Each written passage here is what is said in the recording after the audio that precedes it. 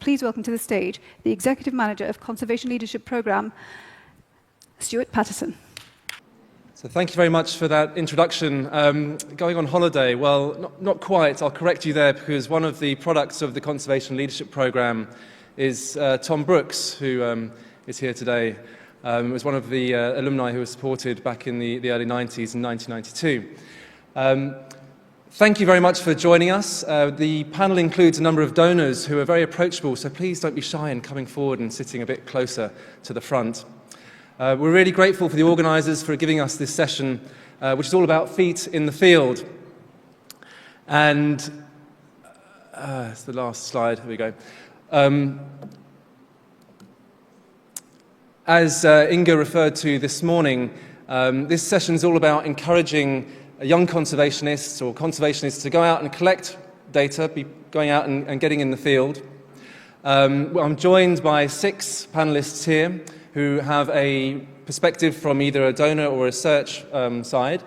David Cuier, who is Executive Director of Kijabe Environmental Volunteers in Kenya. Alberto Campos, who is President of Aquasis in northeast Brazil. Aisha Yusf Alblushi, who is Director of Marine Biodiversity at EAD here in UAE. Nicholas Hurd, who is Head of Fund Management at Mohammed bin Zayed Foundation. Dr. Jacky, Judas, who is Research Manager at the Emirates Wildlife Society, WWF, and John Kristoff V, who is Deputy Director of IUCN's Global Species Programme. When we started discussing this session, we wanted to answer 4 key questions. The first of all was, how do we build the capacity of researchers to go out and collect primary data? Second, what kind of skills and knowledge do researchers need in order to enable them to become future conservation leaders? Thirdly, how can researchers use their data to influence decision makers? And finally, in what way can we communicate better successful conservation stories to encourage more researchers to get their feet in the field? Now, I work for the Conservation Leadership Programme. It's a capacity building programme. It's a partnership between 3 of the world's leading conservation organisations, Fauna and Flora International, BirdLife International, and the Wildlife Conservation Society. And together we're investing in young people and providing them with the skills and knowledge to develop professionally and help to deliver successful conservation outcomes. Our Theory of Change document has been spruced up by a designer, and this shows the 6 key stages in which we identify young researchers who are passionate and have credentials or a credibility to design scientifically robust conservation projects. We provide them with training, mentoring, and project funding to help them to deliver the conservation projects. And we also enable them to multiply their impact by engaging them and enabling them to network with the wider conservation community and disseminate their results to a number of stakeholders, leading at the end to successful conservation outcomes.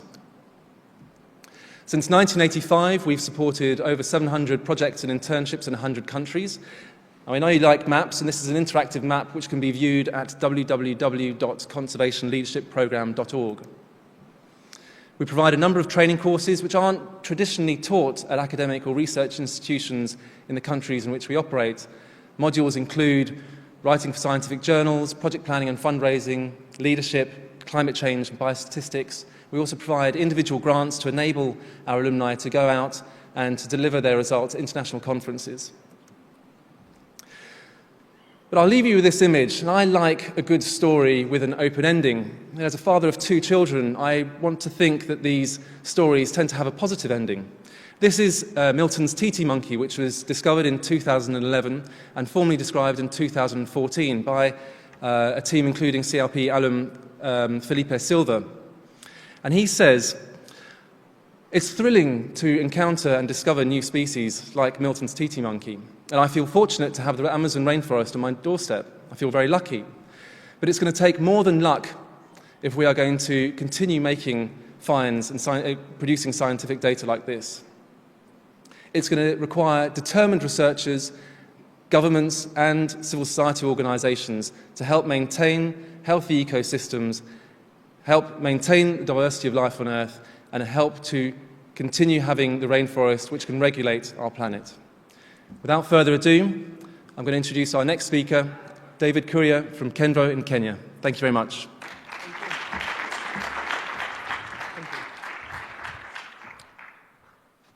Thank you, Stuart. Good evening. I would like to start by thanking the organizers for inviting me to come and speak in this very great event to tell you about what we're doing and how we have been using data. Maybe the last 3 days you'll be hearing about data in the lab, schools, and universities. But here, I'm going to take you through how we are using data in the field. As you have heard, my name is David Cuier. I'm from Kenya, the land of Maradhonas. But we also do conservation.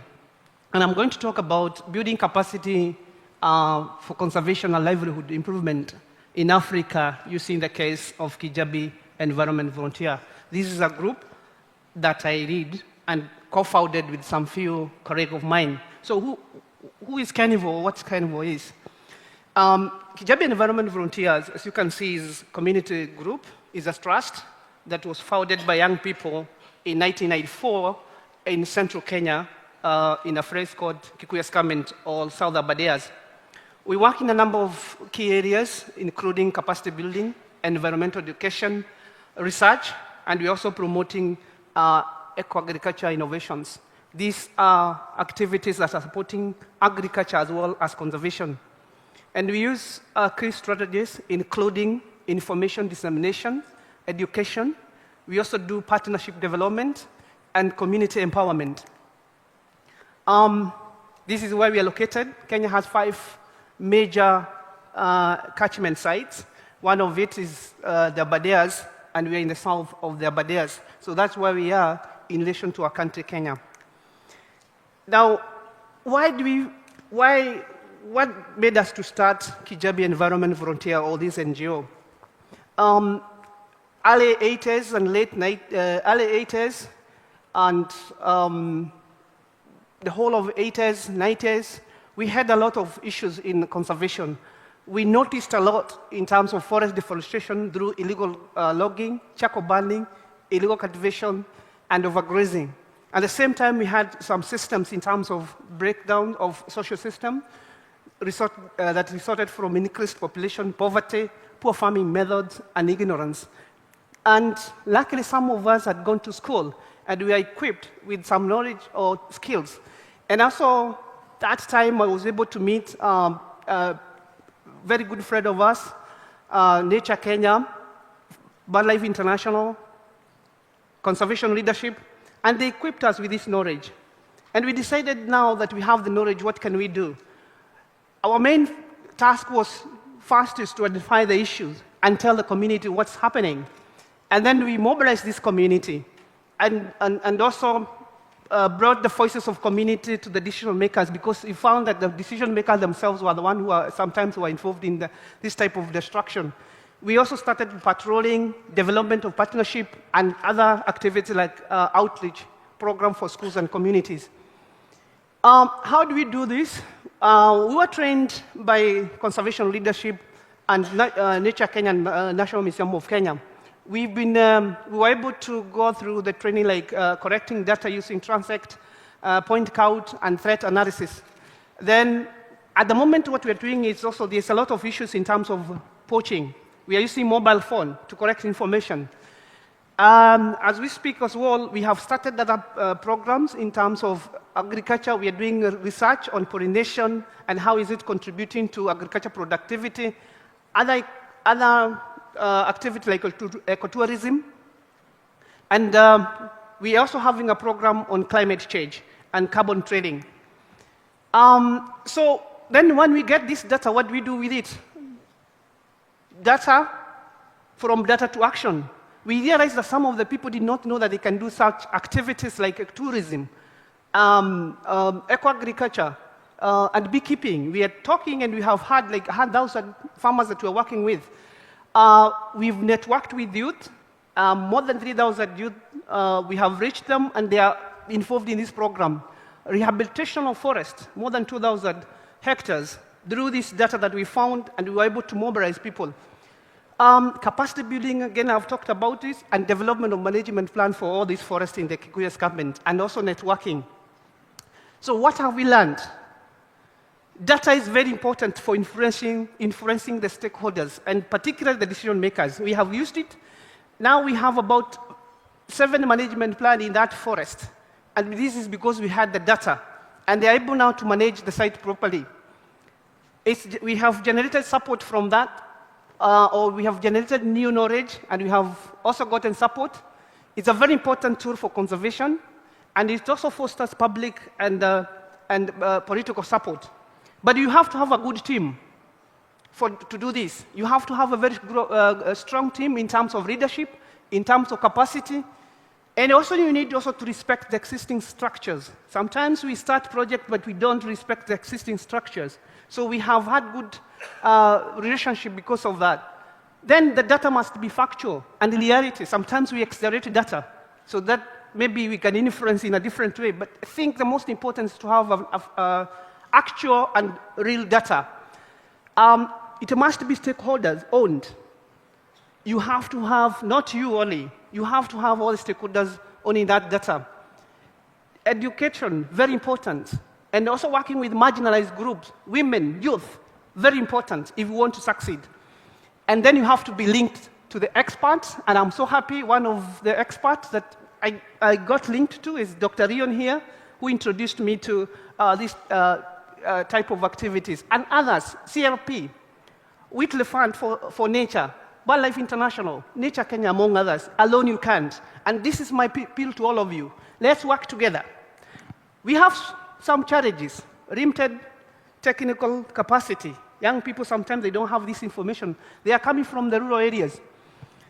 We have limited resources, that's normal to most of NGOs. High turnover of staff, carnivore and government staff, sometimes you invest a lot. But when they get green pastures, they go away.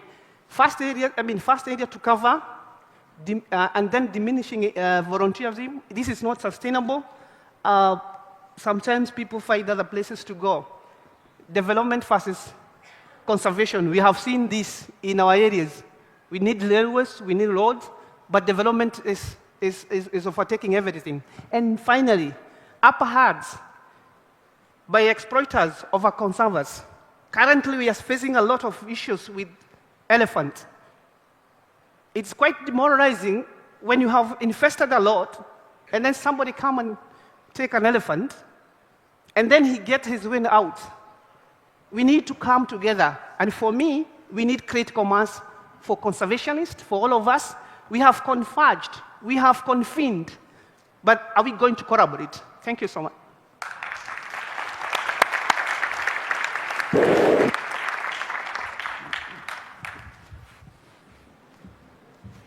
Thank you very much, David. I'd now like to welcome up Alberto Campos from Aquasis, northeast Brazil.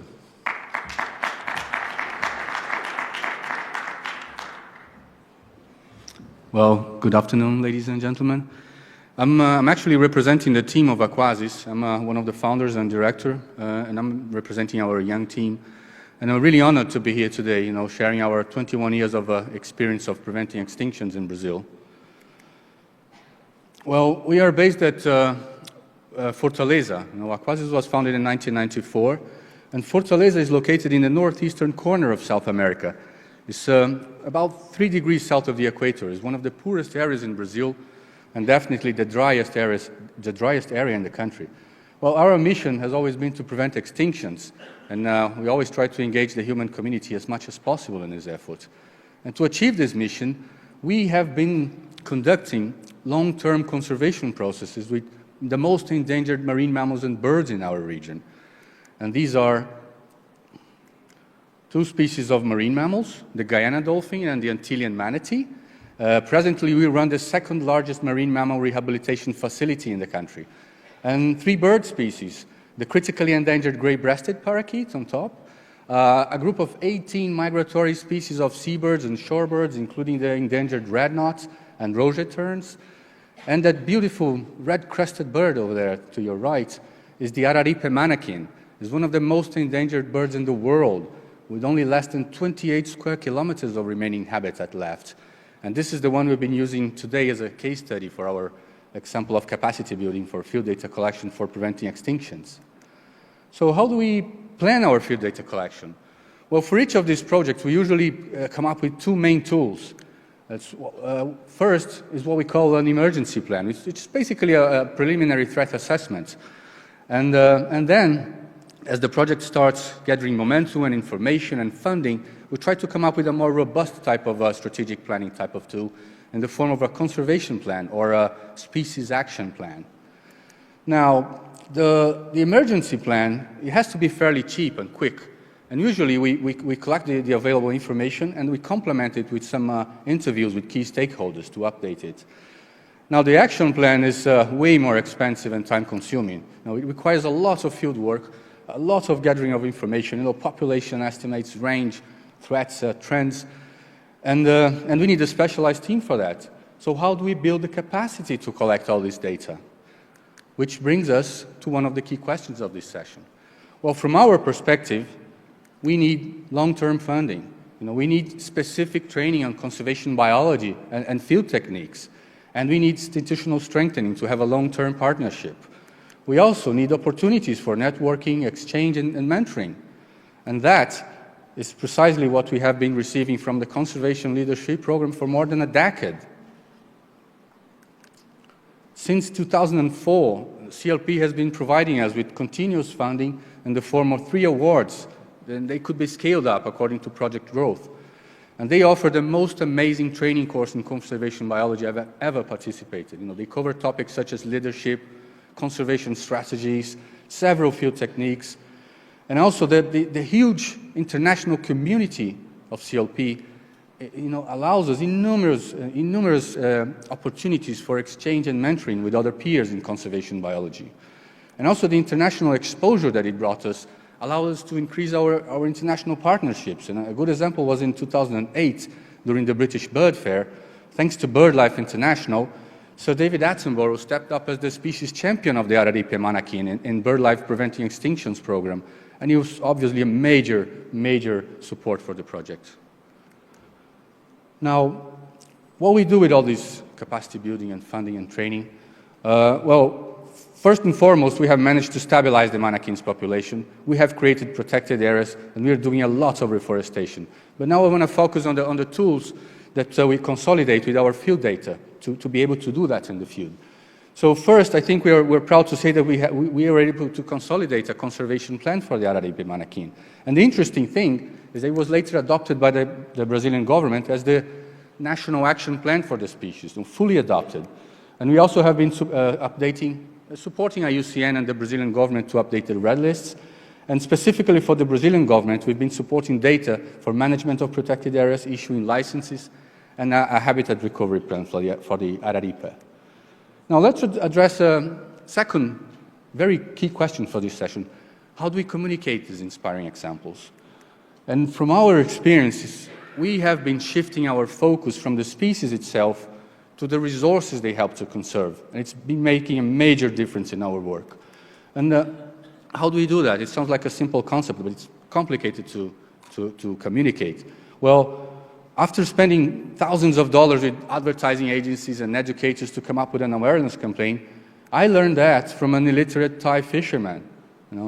I was visiting this dugong project in southern Thailand, and I was being guided around by this old fisherman.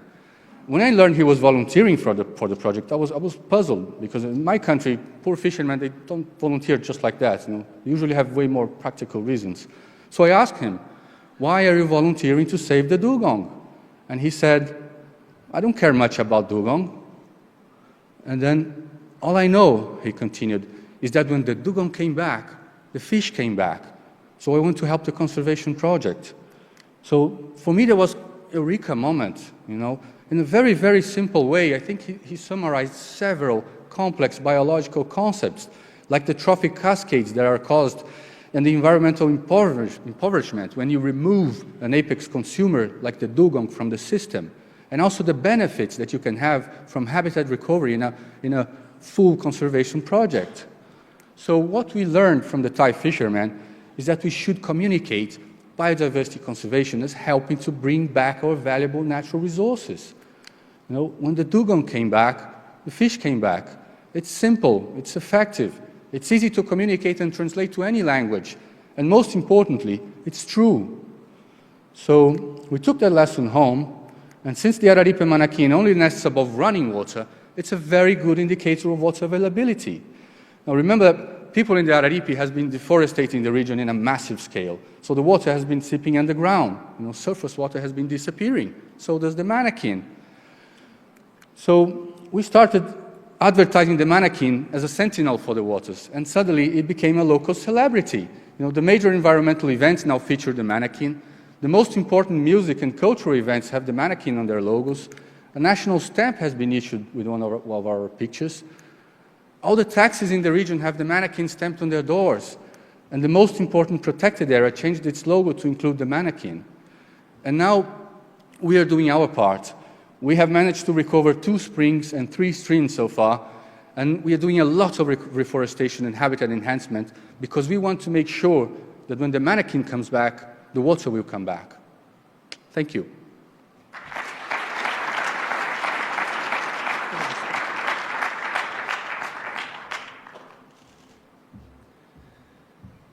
A great example of how travel and networking can lead to that eureka moment. Something perhaps we can all take home with us, and I hope some of you have had some eureka moments since you've been here. Thanks, Alberto. Now I'd like to welcome up Aisha from EAD to give us some examples about marine biodiversity work in Abu Dhabi.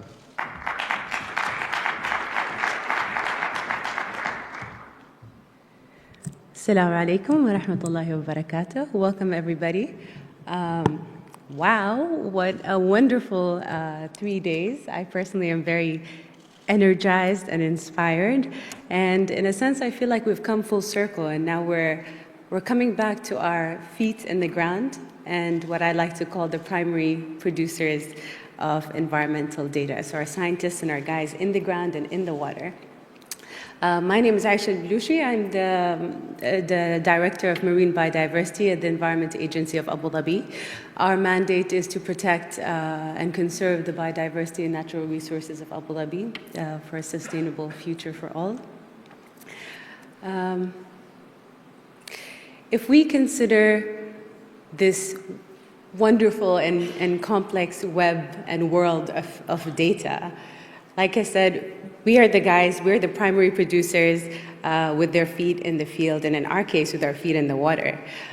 We collect the data, the raw data, we produce reports, we produce scientific papers for peer-reviewed journals.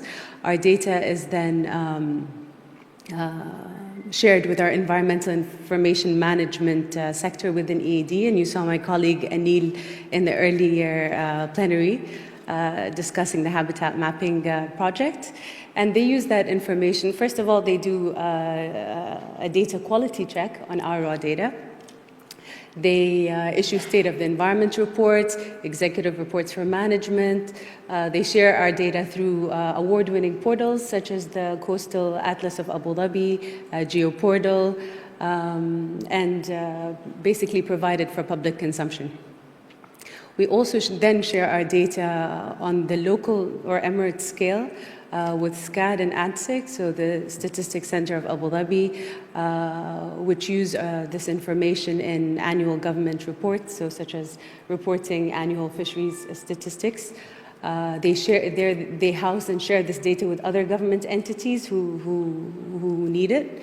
And we also share our data on the federal level with our Ministry of Environment and Water, who report against, of course, Aichi targets, national biodiversity targets, and report internationally on the state of the UAE's environment. And of course, this data eventually moves up the pyramid to decision makers and the world through clever dashboards, executive reports. We also report back to GSEC, or the Executive Council of Abu Dhabi, who approve our funding. It's always important. The data is used in law and policy making, international conventions, and collaborations with scientists all over the world. So I have the task now of, in 4 minutes, taking you really quickly through only some of the examples of how we get our feet wet and get our feet in the field. These are scientists in the mangrove ecosystems of Abu Dhabi. You all know why mangroves are important ecosystems. And here they are assessing the health of our mangroves. We've also participated in the blue carbon demonstration project for the UAE with Ajidi, and our scientists have been to the Northern Emirates to train other fellow scientists to collect the same data in their own backyards. Now, we have monitored corals for approximately 15 years in Abu Dhabi. You know, we have pretty resilient corals in this extreme temperature. But we started off collecting data on slates underwater and then realized that we could do this a lot more efficiently, and to allow our scientists to get more coverage and spend less time at each site. So we then adopted, and now we take photo transects and use the software called Coral Point Count to analyze these photos for species composition, et cetera. But this is a very manual process, and so it takes us a lot of time also behind a computer. So when our scientists get out of the water, come back to the office, it takes them a lot of time to process this information. So now we're looking at also further enhancing our efficiency by testing out this web-based application called CoralNet, which has the ability to remember what it sees, and so also saving scientists a lot of time processing data. We monitor seagrass beds, and I won't go into it because also Anil discussed how we did our very exciting habitat mapping project. However, with using remote sensing, there are a few gaps. So, for example, the seagrasses that are below 10 meters or over 10 meters deep are not mapped so well. So this year, this is what we are aiming to address. And you see the cute cuttlefish in that picture. But seagrass beds are very important to us in Abu Dhabi because they support a globally significant population of dugongs. Abu Dhabi is home to the second largest dugong population in the world, after Australia. And every year we study them, we monitor and assess them using aerial surveys, because that's the best way to see them. They only come out of the water for a very brief moment to breathe, and they go back down. So they're pretty impossible to chase on a boat. But this is our team doing their aerial surveys. We also do necropsies on dead dugongs. We take genetic samples and we do gut content analysis wherever we can to assess the causes of mortality. But this is a really, really exciting thing I'd like to talk to you about. So we wanted to understand how these species behave and migrate, how they move around, their movement patterns. And so we collaborated with a group of scientists from James Cook University, and this is where I studied in Australia. And there were two amazing Aboriginal guys, and this is a story I love to tell, called Dwayne and Philip. And Dwayne and Philip used to hunt dugong in their local communities in northern Australia. But now they use their skills instead with conservationists to study these animals. And so what we did is, this is a satellite tagging project, and it was very exciting. So we had our team in the air in helicopters spotting the dugongs, talking to our team in the water, which you can see in the slide above. And the guys in the dinghy and the little boat would chase the dugong for a while. And then some very brave soul would have to rodeo jump off of the dinghy onto the tail of the dugong to attach the tether and the satellite transmitter. And that could be very dangerous. But anyway, the whole process takes about no longer than 10 minutes, where we collect genetic samples, we take a few measurements, we attach the satellite transmitter, and off the dugong goes. You can see there with some tweezers, they're collecting a hair sample from the dugong, and really quickly, the dugong swims away. Dolphins are very great, are a great indicator of the health of the marine environment. Last year, we launched our first ever vessel-based dolphin monitoring program. And very quickly, we adopted drone technology because, again, dolphins come up to the water very briefly and go back into the water, so they're hard to, it's hard to get all the information you want. And so to make our teams more efficient in the water, we equipped them with some drones, and we were able to take home some very high-definition images and videos that we can then process back in the office. And we use some of these images in this photo identification software. The trailing end of dolphin's dorsal fin with all of its cuts and its notches acts as a natural tag. And this helps us to assess their migration patterns and their abundance as well.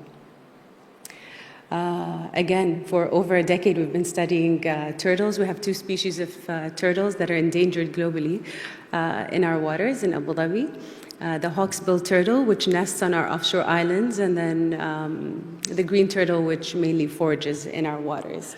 So we partnered up with our strategic partners, EWS, WWF, on a regional project to satellite tag a few turtles. And a few is 75, actually, if I got that right, not a few. We tagged 75 turtles across the region, 10 in Abu Dhabi, which we participated in, and got some very useful data, which helped in conservation of these species. We're very lucky at the Environment Agency of Abu Dhabi in that we have the support of a great team. Anil, who presented earlier, his team helped us get even more efficient by providing us with this collector app, and now we use it wherever we can. So while previously our feet in the field used to take paper gets lost, and every scientist or researcher will know the dramas of trying to go keep your data safe. But it takes a while from collecting it, entering the data. You have that element of human error, which of course always remains even if you have an app.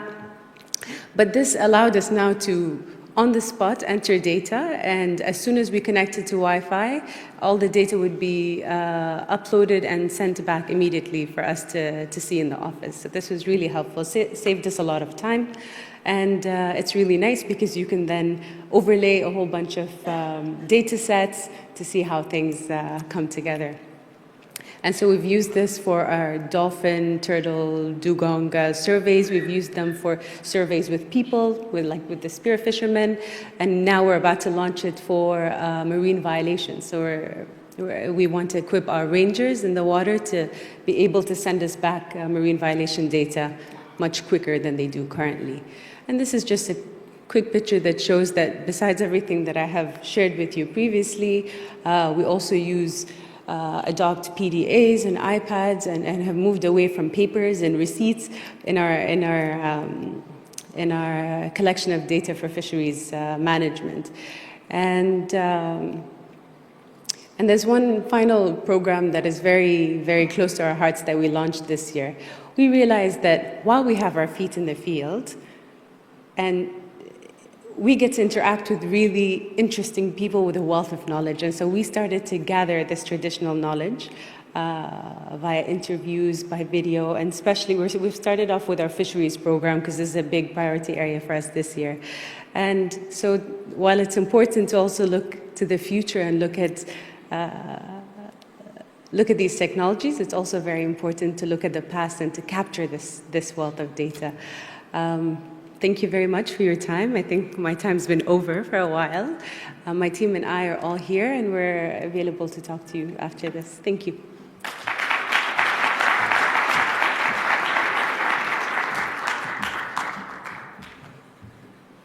Thanks, Aisha, and thank you for that nice, clear message at the end. We should look to the future. We should also look to the past and some of the traditional knowledge that we can apply to data collection. Next, I'd like to invite up Nicholas Hurd from MBZ Species Conservation Fund. Thank you.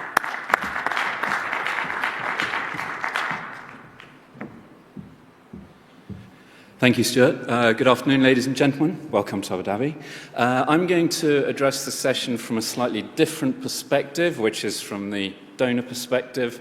So what I'll do is I'll give you a very brief overview of the Mohammed bin Zayed Species Conservation Fund, the type of people that we like to provide grants to, and how they, through their work and the projects we fund, can contribute to the greater cause through data collection. So the Mohammed bin Zayed Species Conservation Fund was launched in the end of 2008 with an endowment of 25 million euros. To date, we've actually been able to provide around $13 million of small grants to about 1,300 species conservation projects around the world. These grants are distributed irrespective of geography or taxonomic bias. We provide grants to all kinds of species, from fungi through to elephants and blue whales. So far, over the course of the 6.5 years or so since we first started dispersing grants in mid-2009, we've contributed directly to the conservation of around 900 different species and subspecies, as I say, worldwide. It's in the name. The fund is all about species conservation. We love people who love species. We love people who are passionate about species. The type of people who really want to go out into the field, get their feet wet maybe, or get mud on their boots, and for whom the conservation of their species is their absolute priority and their dedication. As you can see maybe from this slide, there are some people who really, will go the extra mile if they need to get somewhere. We very much like people who get their feet wet, get their feet muddy, and can really take the opportunity of using the small grant that we are able to provide to really take that opportunity to further the cause of their species. I should probably point out here that the grant size we give is very small. It's a maximum of $25,000. It's an average of just over $9,000 per grant. It's the kind of money that can go a very long way for young conservationists in developing countries, in biodiversity-rich countries, particularly around the tropics. But as I mentioned earlier, we have no geographical bias. Now, there are some people who really have a pretty tough time out gathering data. This is a lady who is collecting samples, dung samples in the Philippines.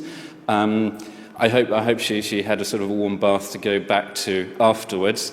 Some people have a rather better time. This is a lady who was working with iguanas in the Caribbean.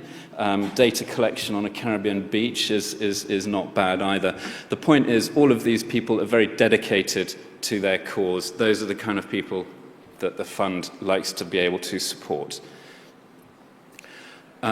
So really, it's almost a matter of enabling these people to indulge in their passions. Their passion is about species, about their species. We want to be able to give them that little bit of financial support that enables them to go and do that. We hope that they're all very enthusiastic and are able to pass on that enthusiasm also to the local communities. That obviously is very important, that they are on board.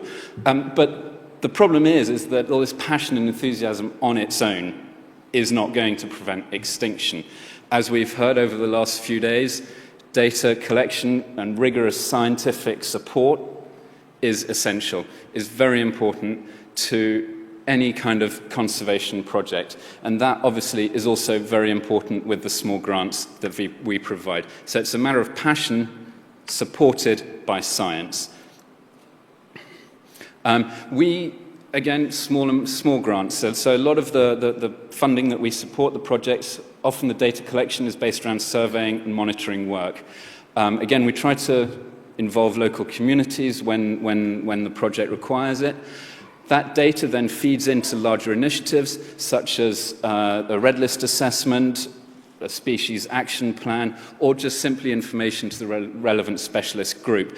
I think this slide is quite interesting. This is from Samburu. The lady in the middle is fairly much illiterate, but she goes out twice a week with a pad of paper where she notes down all the Grevy's zebra that she sees, whether male or female, pregnant or not, and what the weather's like. Next to her is the local chief, the community chief, and then the other two chaps are guys who actually work for the local NGO, who then take the data and put it into the computers back at headquarters so that it's useful. The lady is one of about 20 or 30 ambassadors, as they call them, in that area of Samburu. So really, as I think we would all appreciate, data is absolutely essential to conservation. What we see is that the small grants we give, the people that we support who go out and collect those small data sets, often very small indeed, can contribute something to the greater whole. It's an impact which is larger than the sum of its parts. And this obviously contributes to many things: direct conservation action. It can lead to local lobbying or advocacy on behalf of a given species. It helps support outreach towards the local communities. It helps prioritization for conservation actions. It helps make everything more efficient. We all know that conservation funding is very limited. Resources are very limited.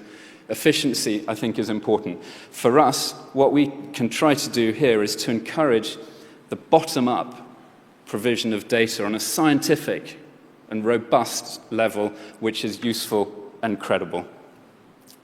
With that, I'm actually going to pass on to Dr. Jacky Judas, who did receive a grant from the fund a couple of years ago for some work here in the northern UAE. He's actually wearing a tie today, so I didn't really quite recognize him. He's usually out in the field, but thank you very much.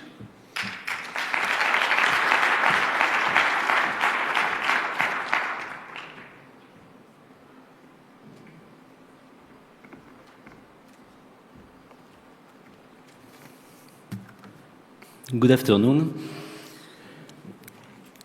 So I'm going to present you the Water Research and Learning Program, which is a citizen science program developed in Wadi Waraya National Park in the Emirates of Fujairah on the eastern coast of UAE. And I will give you an overview of the part of the field research which has been funded by the Mohammed bin Zayed Species Conservation Fund. So the Water Research and Learning Program was one of the first steps of development of the Wadi Waraya National Park. This park has been established in 2009. It was designated as a Ramsar site in 2010. And this is the only place in UAE where you have perennial fresh water. In 2013, the Emirates Wildlife Society, in association with the Wildlife Fund for Nature, signed a 3-year agreement with Fujairah municipality to develop the management plan. And in the same year, another agreement has been signed, this time between EWS, Fujairah municipality, Earthwatch Institute, and HSBC Bank, which is the founder of this project. And in 2004, in line with some research conducted in the park, EWS received some funding from the Mohammed bin Zayed Species Conservation Fund. So the Water Research and Learning Program has 3 main objectives, which are education, public awareness, and scientific data collection. In terms of education, the objective is to provide some knowledge on the problematic of freshwater conservation.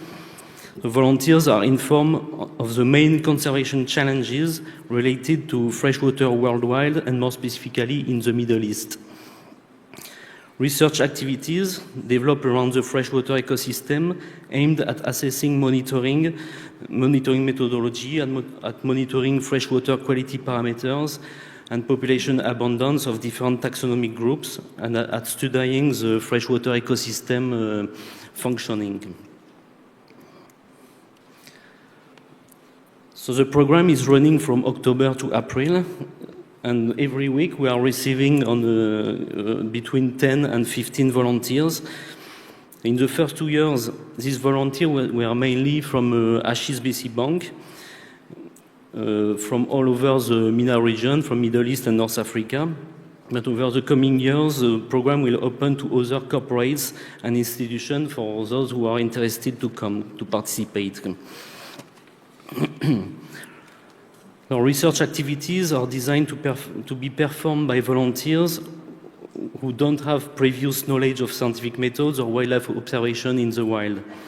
Volunteers are contributing to collect data in the field, to conduct a simple experiment in the lab, and to input the data they have collected. The main activity on which we have focused so far are water quality monitoring, monitoring of Arabian toad population, and another important part of the research that has been conducted in the park are concerning the dragonfly community. In Wadi Waya is a hotspot for dragonfly in UAE, where you can find 24 species over the 28 which have been recorded so far.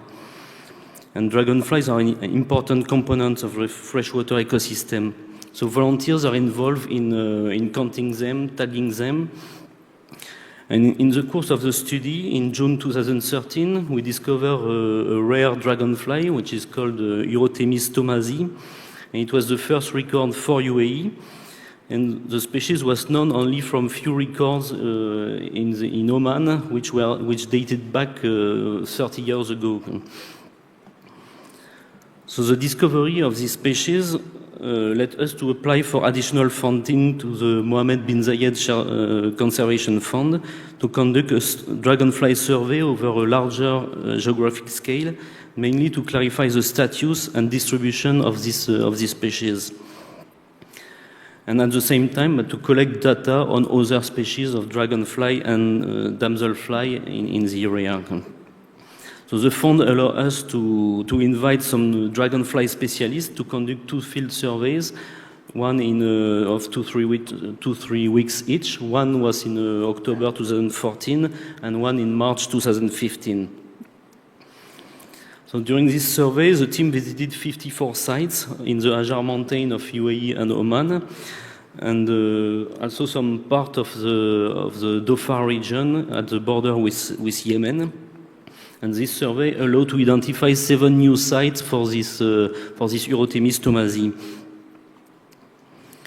So the survey provided a better understanding of the status, distribution, and abundance of the species and about its habitat requirements. The presence of other species was also systematically recorded, which gave new highlight on their distribution, and more particularly for 2 endemic damselfly. In total, this is 1,048 species observation which has been recorded and entered in the Odonata database for Middle East. Another important output of this observation, of this survey, is the observation of the larva and female of Eurothemis thomasi, which were not yet described. And all this information will be published, and we have actually 3 publications in process. Another important output of the survey was of the funding we received from the Sheikh Mohammed Species Conservation Fund was the benefit to invite some specialists to train the staff in the water research and learning program, as well as the staff of the national park, in particularly the rangers. Now, to conclude, the involvement of citizen scientists in Wadi Wuraya National Park significantly contribute to collect scientific data, which are important for the park, while taking the necessary precaution to ensure data quality control. The continuous involvement of the volunteers from October to April allow us to describe the seasonal variation of water quality parameters and population abundance, and in light with these results to refocus and optimize the monitoring methodology and indicators which are relevant to implement a long-term monitoring strategy for the national park. Now, naturalist observation done by the volunteers also contribute to the biodiversity inventory of the park, and all observations are input in iNaturalist, which is a citizen science internet platform which is connected to the Global Biodiversity Information Facility.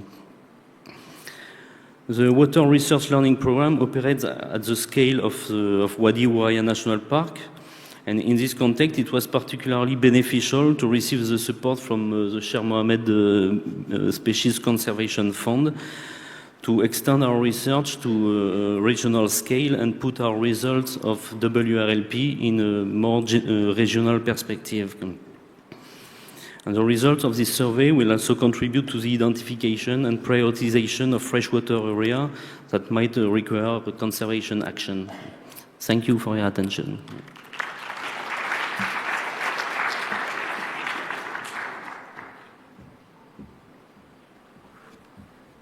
Thank you, Jacky, and also thank you, Nicholas.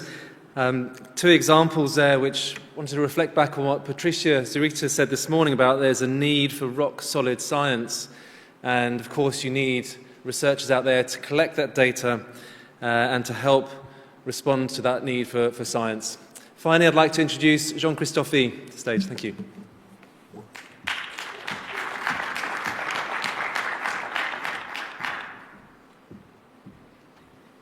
Good afternoon. So IUCN has a long tradition of collecting data on biodiversity. So we've been celebrating last year the 50th anniversary of the Red List, which is a tool widely used by the conservation community and beyond. Nevertheless, there is something we tend to forget, and we should not forget, is that we have 70,000 species on the Red List, but behind each species assessment, there are at least one person and probably tens of people behind most of the assessments.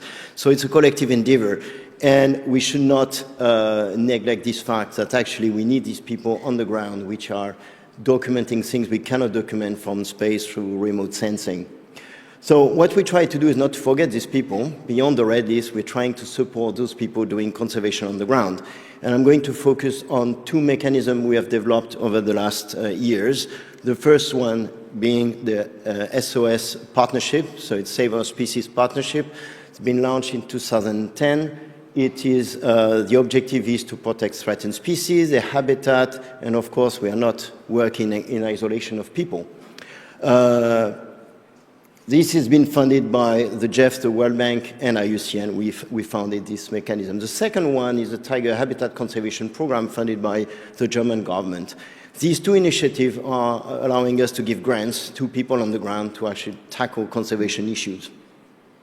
We focus on species, and I was quite touched by many speakers yesterday and this morning talking about emotions, the need to tell stories. That's what we want to do. We want to help the people we are supporting on the ground, to help them to tell their story and disseminate this story. And I think species is a nice vehicle. With species, you can tell absolutely amazing stories.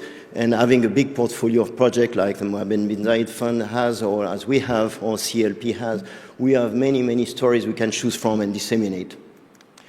So coming back to the science, and if you look at the Red List of threatened species, this is an analysis of the presence of threatened mammals on the planet. And when you look at this global analysis, there is one region in the world that really stands out, it's Southeast Asia.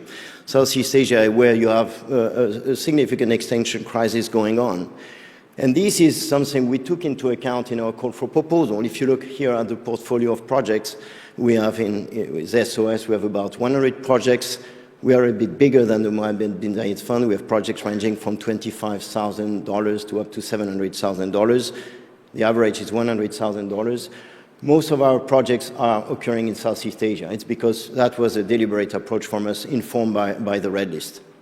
So we are tackling many different, the projects we are supporting, the civil society organization we are supporting are tackling wildlife crime, invasive species, they are creating new protected areas and so forth. They work with local communities.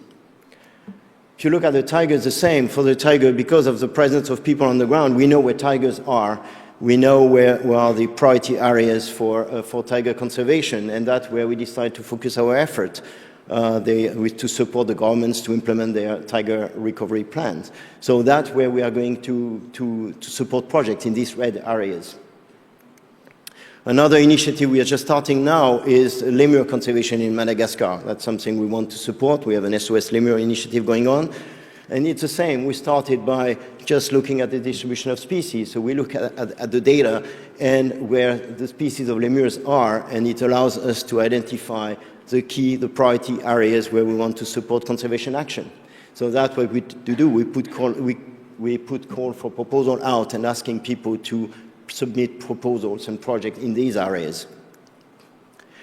So what we should not forget, and we had a few examples already, is that all these people we're supporting are actually in the field. That's the purpose of this session. And they are doing amazing things just by being there. And that's important to maintain their presence in the field. Some are using absolutely amazing techniques or technologies like, I mean, if you see on the back of this leatherback turtle, it's amazing. It's satellite tracking is done by just something the size of the cigarette box. Where 20 years ago, it was a huge harness was fitting. So this technology allows us to make big process. Camera traps are used in many projects. That's the way you document tigers, for example. Most of the time, it completely created a revolution in documenting the occurrence of wildlife all around the world. People are patrolling. We are supporting, for example, the spatial monitoring and reporting tool, which is being rolled out all around the world to support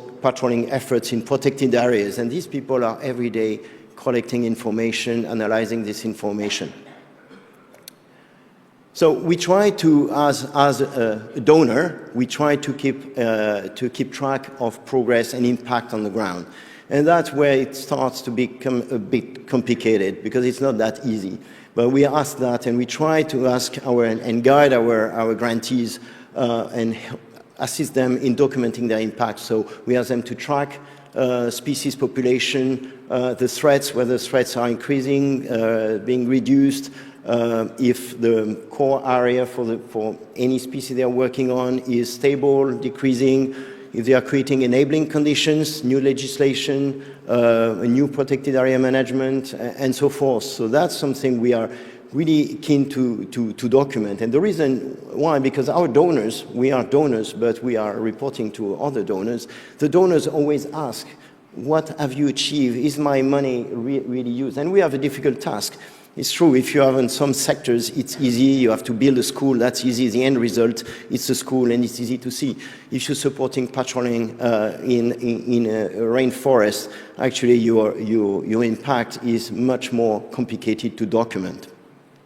And we want to do that because we know we have an impact and we know we can document an impact. This is, for example, what happened for the ungulates population between 1996 and 2008. During this period, we've assessed twice all the ungulates species of the planet. And this is data coming from the Redis, and we could document this long-lasting decline. But more importantly, we were able to document what could have happened without conservation effort. The situation would be 8 times worse.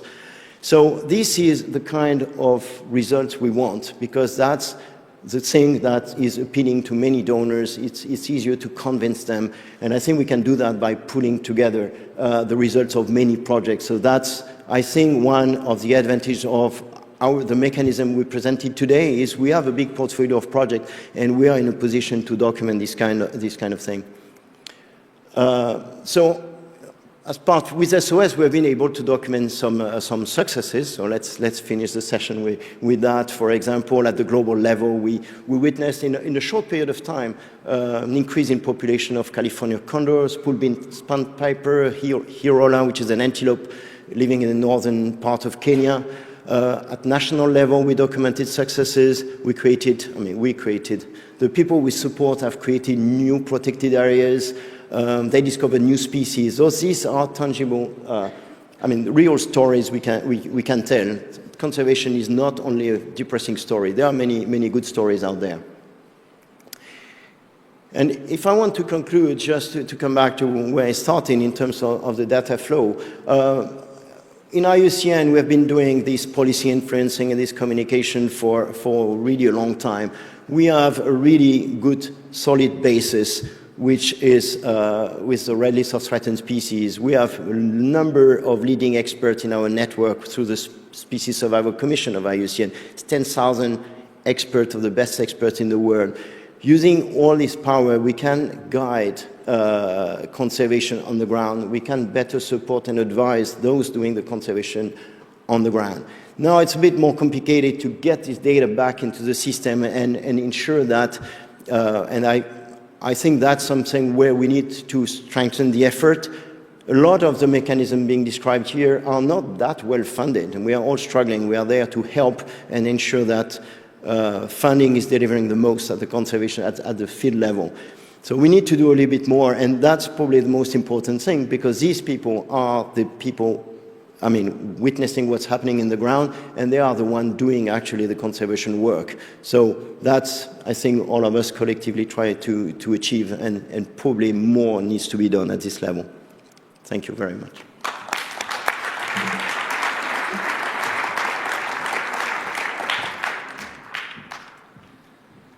Thank you very much, Jean-Christophe. I'm going to wrap up in some text tweet formats. I understand we're very pressed for time. So first of all, we need to build capacity of researchers, that's clear. Cuier's message is that data must lead to action. Alberto, you bring species back, you bring back natural resources. Aisha, technology and traditional knowledge can and perhaps should be used together in research. Nicholas, we should keep people and nature in contact together. Jacky, methodologies of data collection should be adapted to existing capabilities of researchers. And finally, Jean-Christophe, donors and researchers must document what is being achieved through their data collection. Thank you very much to all our speakers. Good night.